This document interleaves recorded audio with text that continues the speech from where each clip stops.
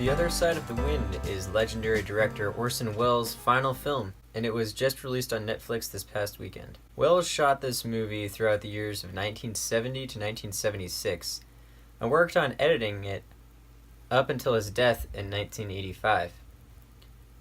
It's lived in infamy since, and a group of directors have decided to peruse through his notes and hours of footage to try and complete what his vision was for his film. The end product is interesting. I know that a lot of time and effort went into trying to fulfill what Welles' vision for this film was, but I'm still left wondering at how close we got to his true vision for the film. Either way, what we do get is a very messy film about a director, Jake Hannaford, played by John Huston, who comes out of retirement to make his last great film. Does this sound familiar to Orson Welles himself? That's because this movie is virtually autobiographical. The movie is frenetically edited. It jumps from scene to scene with almost no rhyme or reason to it. We're shown a lot of odd, shaky camera angles, and that's because the viewer is allegedly seeing tapes collected from hundreds of amateur cameramen and women who are trying to make a movie about Hannaford themselves. But it's still very jarring and difficult to watch. The film doesn't really have a narrative other than Hannaford hosting a birthday party for himself, where footage from his latest movie will be shown. Leading up to this is guests driving to the movie and a lot of out-of-context dialogue.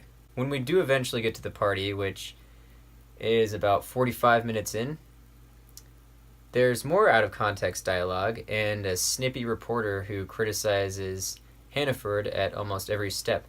So they go back and forth for a little bit. Some of his movie is then shown at the party, and while it's shot beautifully, there doesn't seem to be any sort of narrative to it either, just a lot of random shots. At one point in the film, one of the guests yells to the projectionist, telling him to make sure the reels are in order, to which the projectionist yells back, "Does it matter?" Which should show you how disjointed Hannaford's film was. And through dialogue, we learned that Hannaford didn't even have a script for his film. He's just kind of making it up as he goes. So, back to the party.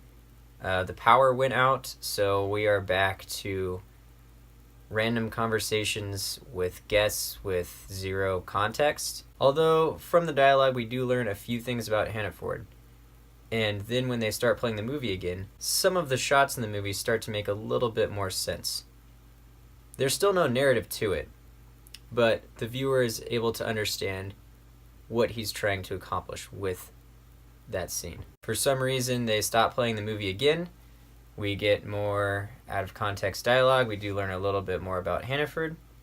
And the guests all drive to a drive-in theater to watch the rest of the movie. And I don't think any of that was explained either. Then at the drive-in, everyone just kind of leaves because it doesn't make any sense to anyone. After this, Hannaford dies, leaving behind his unfinished film. Which makes me wonder if Welles himself purposely left this film behind for others to find and complete themselves. Because just like Hannaford's film, this one lacks narrative, it's messy, and makes no sense, and I know it was done purposely. This is no doubt a very experimental film, and I have never seen anything like it. That being said, it's very boring, dense, difficult to watch, and difficult to keep up with the dialogue. I can appreciate what Welles was attempting to do, but this movie was awful. It was almost unwatchable to me. Therefore, I'm going to have to give it a 3.5 out of 10. And that's generous, only because I can appreciate what Welles was attempting to do with it. If you are just a casual movie fan, do yourself a favor and skip this movie. If you're a hardcore movie fan, I do think this one is a must-watch. And it's one that can spark a lot of discussion too, so if you have seen it, let me know your thoughts on it in the comments below. And please make sure to like and subscribe, and I'll see you for my next review.